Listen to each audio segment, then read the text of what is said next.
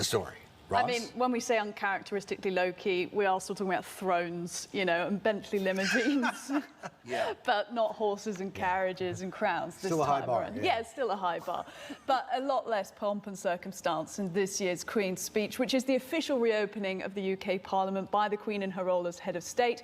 The head of state, the sovereign, being part of the British legislature, along with the House of Commons, House of Lords. But remember, the Queen takes a politically neutral stance. What she does here is she delivers a speech that has been drafted by ministers currently, of course, in Boris Johnson's Conservative government.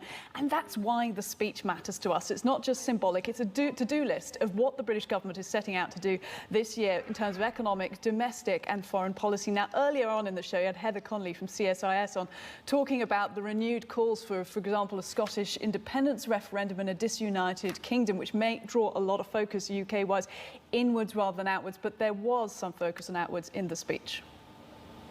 Legislation will be introduced to counter hostile activity by foreign states.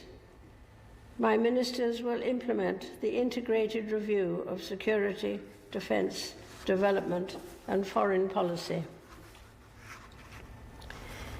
The United Kingdom will host the G7 summit and lead the global effort to secure a robust economic recovery from the pandemic. My ministers will deepen trade ties in the Gulf, Africa and the Indo-Pacific. And of course, the other key dominant themes were the recovery from the pandemic and Brexit, reorganising British laws to replace existing EU laws and things like the interplay between the public and private sector. Now, there is some controversy in the introduction of bills designed to enforce voter ID in general elections, something that doesn't currently exist in the UK. And as Marty mentioned at the start there is a lack of solid bill for reform of the social care sector, which has drawn opposition from Labour MPs.